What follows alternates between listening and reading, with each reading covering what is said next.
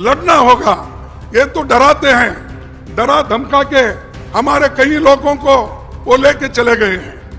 लोग जो हमको चुन के दिए, हमारे 6 सरकारें उन्होंने चोरी की।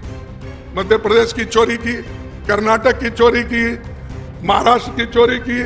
तो मैं क्या कहूं, ये बहुत बड़े मशहूर, मैं क्या कहूं, चोर कहूं, डाकू कहूं, क्या कहूं।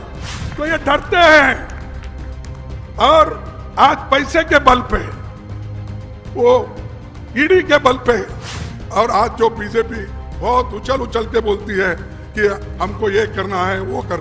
अरे भाई, समानता तो लाओ पहले। बहुत बड़ा सक्सेस हुआ है, इसको देखकर बीजेपी घबराई है और वो हमेशा कुछ ना कुछ कांग्रेस के खिलाफ, हमारे खिलाफ बोलते ही रहते हैं। और उनको कोई देश की भलाई के लिए काम करना नहीं है, सिर्फ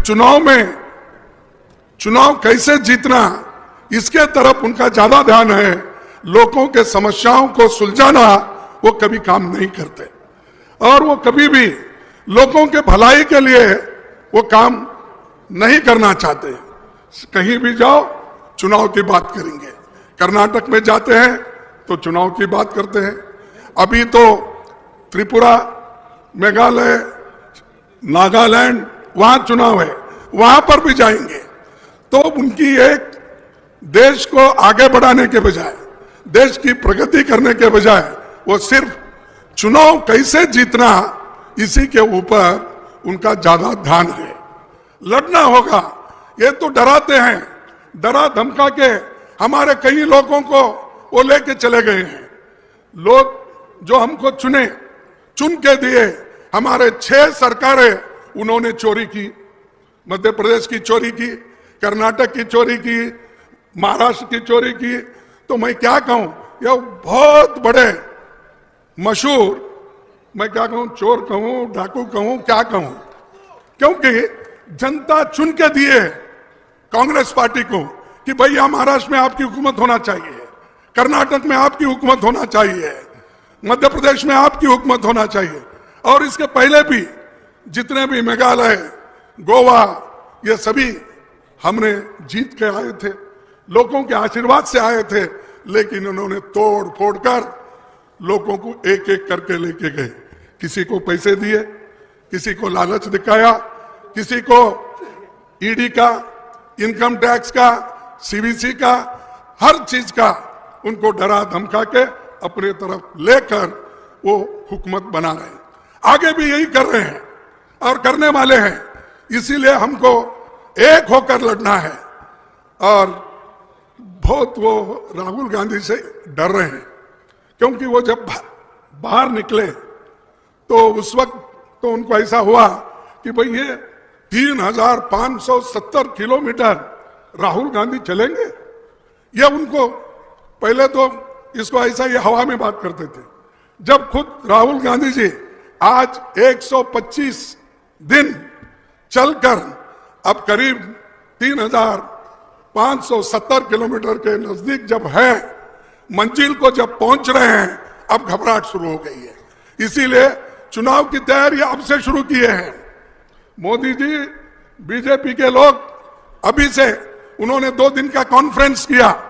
उन्होंने देश के सुरक्षा के बारे में नहीं सोचा, देश के भलाई के बारे में नहीं सोचा। उन्होंने क्या सोचा, 400 दिन में हम इलेक्शन कैसा जीतना, किस तरीके से जीतना, यही उनका प्लान, दूसरा प्लान नहीं है। तो इसीलिए ये राहुल जी के तरफ से मैं कह रहा हूं, दुश्मन भी मेरे मुरीद है शायद, दुश्मन भी मेरे मुरीद है शायद, वक्त बेवक्त मेरा नाम लिया करते हैं, वक्त बेवक्त मेरा नाम लिया करते हैं। मेरे गली से गुजरते हैं छुपा के खंजर, मेरे गली से गुजरते हैं छुपा के खंजर, रूबारूब होने पर सलाम किया करते हैं। तो ये डरते हैं और आज पैसे के बल पे, वो ईडी के बल पे अपने कब्जे में पूरा देश रखना चाहते हैं। मैं एक कहानी मुझे याद आ रही है, लेकिन बोलूं या ना बोलूं, इसीलिए मैं पहले ही सोचा था, लेकिन उससे कुछ और नई बात निकलना, क्योंकि मीडिया में कुछ छोटी सी बात भी हमारी चली गई तो उसको अलग थलग से बोलते हैं। हम तो जो कहानियां आरएसएस और बीजेपी अपने किताबों में लिखी है, लोगों को पढ़ाती है, वही कहानियों का उदाहरण जब हम देते हैं तो हमको वो बोलते, देखिए मोदी जी को खरगे जी ने रावण बोला, मोदी जी को फलाना बोला, ये सब वो लोग हमेशा ये कहते हैं। तो इसलिए मैं वो तो छोड़ देता हूं, लेकिन पंजाब ऐसी धरती है, यहां तो 5 नदियां बहती है, इसीलिए तो इसको पंजाब कहा गया है।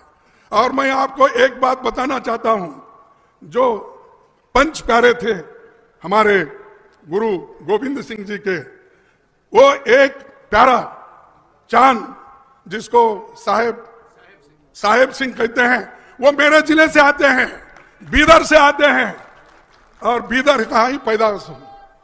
और वहां से आकर उन्होंने ये जो पंच प्यारे थे और जिन्होंने अपनी कुर्बानी देने के लिए तैयार हो गए थे, उस जिले से ही मैं आता हूं। यहां से हजारों किलोमीटर दूर है, लेकिन फिर भी वो गुरु गोविंद सिंह के शिष्य बनकर वहीं पर उनको वहां पर बीदर में है। फिर नांदेड़ का तो आप जानते हैं, मैं कुछ ज्यादा नहीं बोलना चाहता हूं। अंतिम उनका जो भी संस्कार हुआ वो नांदेड़ में हुआ, वो भी बीदर से 100 किलोमीटर के ऊपर दूर है। तो इतने नजदीक, और सिख समाज या पंजाबी इतने बहादुर है, शायद इस देश को रक्षा करने में सबसे ज्यादा अगर किसी का हिस्सा है तो आप लोगों का हिस्सा है। आपने सबको रक्षण दिया है, इसीलिए तो सभी आज बोल रहे हैं, दूसरे कोई ज्यादा नहीं बोलते। आप जिंदा रखे सबको, आप प्रोटेक्शन दिए, इसीलिए सभी लोग आज खुशहाली की तरफ जा रहे हैं, बात कर रहे हैं और कहते हैं। तो इसीलिए एक यहाँ की धरती पे समानता की धरती है ये, जो सिख धर्म सिखाता है, इसकी जो नींव डाली है भेदभाव मिटाने के लिए डाली है। और भेदभाव कहीं मिटा है तो वो पंजाब में सिखों ने भी मिटाया है। और अगर यही काम दूसरे लोग भी करते तो हमारे देश में, हमारे धर्म में, और आज जो बीजेपी बहुत उछल उछल के बोलती है कि हमको ये करना है वो कर, अरे भाई समानता तो लाओ पहले। आरएसएस के लोग को पूछता हूं, संविधान की पूजा आप नहीं करते, मनुस्मृति की पूजा करते हो, आप मनु की पूजा करते हो, लेकिन हमको बोलते हो हम समानता लाएंगे और हमको सरकार दो। और सरकार में जो बैठे हुए लोग हैं वो मनुस्मृति की पूजा करते हैं। और इस देश में जो डॉक्टर बाबा साहब अम्बेडकर, पंडित जवाहरलाल नेहरू जी ने जो संविधान बनाया, उसकी पूजा वो नहीं करते और उसको स्वीकार नहीं करते। गोलवलकर गुरुजी हो या दूसरे उनके जितने हेगड़ेवार हो, ये सभी कभी भी संविधान के यानी संविधान के लिए बात नहीं करते, वो अपनी ही बात करते हैं। अगर संविधान नहीं होता तो आज समाज में जो समानता की भावना है या लोकतंत्र की भावना है, हम एक है कि आवाज है, जय हिंद का नारा जो उठता है, ये किस लिए उठता है कि संविधान रहने की वजह से हम सब कन्याकुमारी से कश्मीर तक एक है। लोकतंत्र रहने की वजह से हम सब लोग एक होकर यहां पर इस हिंदुस्तान को एक रखे हैं। यही गुरु नानक जी ने बोला, हिंदुस्तान शब्द जो आया है वो गुरु नानक जी ने पहले लाया है और किसी ने नहीं कहा।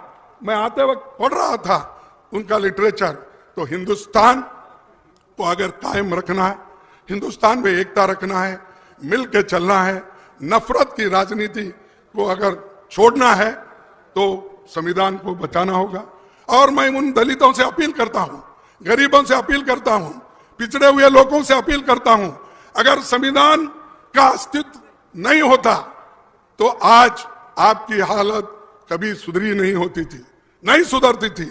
आप में कोई कलेक्टर नहीं बनता था, आप में कोई एसपी नहीं बनता था, आप में कोई डीसी नहीं बनता था, आप में कोई प्रोफेसर नहीं बनता था, आप में कोई डॉक्टर नहीं बनता था, आप में कोई इंजीनियर नहीं बनता था। ये किसने किया? आजादी कांग्रेस पार्टी ने लाई। जवाहरलाल नेहरू जी ने उसका प्लान किया और बाबा साहब अंबेडकर के तरफ से उसको संविधान बनाने के लिए उन्होंने रूपरेखा डाल के दी। तो भाइयों, सबसे ज्यादा अगर किसी को मेहनत करना है तो दलितों को, पिछड़े हुए लोगों को, माइनॉरिटीज को और महिलाओं को, क्योंकि मनुस्मृति में हो या आरएसएस में महिलाओं को कोई जगह नहीं है। महिलाओं को नीचे देखा जाता है, वो पढ़ने के लिए उनमें इजाजत नहीं है। जैसा मैं सुना, परसों देख रहा था, तालिबान वाले वहां पर जो शिक्षा लड़कियां पाने के लिए कोशिश करते हैं उनको तबाह और तंग करते हैं, वैसा ही हमारे पास था और आज भी उसको लाने की कोशिश आरएसएस और बीजेपी कर रही है। उसको रोकना तुम्हारा काम है।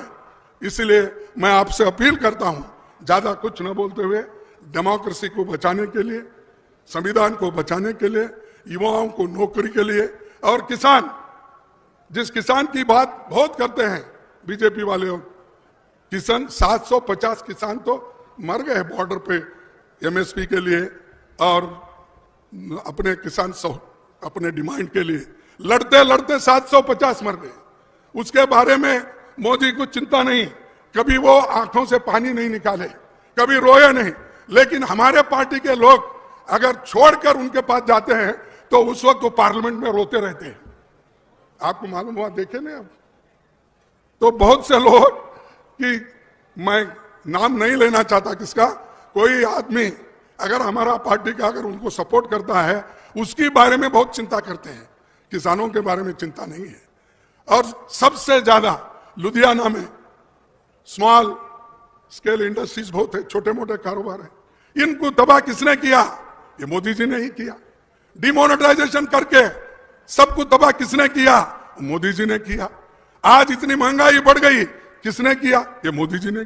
लेकिन फिर भी उनको कोई चिंता नहीं, वो हमेशा मस्त में रहते हैं, कैसा हुकूमत करूं, कैसा पार्टी में लाना चाहिए, वोट कैसा लेना चाहिए, इसी के बारे में चिंता करते हैं। इसीलिए दोस्तों, मैं आपसे ज्यादा वक्त न लेते हुए, तो जनता जरा चुप है, खामोश है, तो इसीलिए मोदी ये समझ रहे हैं, बीजेपी ये समझ रही है, भाई जनता तो चुप है, कोई गड़बड़ नहीं करती, तो चलता है, चलने दो, ये उनका रवैया है। तो मेरा कहना है, मैं तो इस वास्ते चुप हूं, मैं तो इस वास्ते चुप हूं कि तमाशा न बने, और तू समझता है मुझे तुझसे गिला कुछ भी नहीं, यानी मैं चुप हूं इसलिए तेरे खिलाफ कोई गिला नहीं, ऐसा नहीं है। हमारी शिकायतें हैं, इसके लिए हम लड़ रहे हैं। हमारे लीडर राहुल गांधी जी बाहर भी लड़े हैं, अंदर भी लड़े हैं, और अब सड़क पे आके भी वो लड़ रहे हैं। इसके लिए आप सबका साथ होना जरूरी है, और आप साथ दे रहे हैं, इसको यशस्वी बनाइए। इतना ही कहते हुए मैं आप तमाम लोगों को फिर एक बार धन्यवाद देता हूं कि इतने बड़ी संख्या में आके उनको जो पुरजोर तरीके से मदद कर रहे हो, उनके साथ हो। इसीलिए फिर एक बार आपको नमस्कार करके मेरे बातों को खत्म करता हूं। जय हिंद।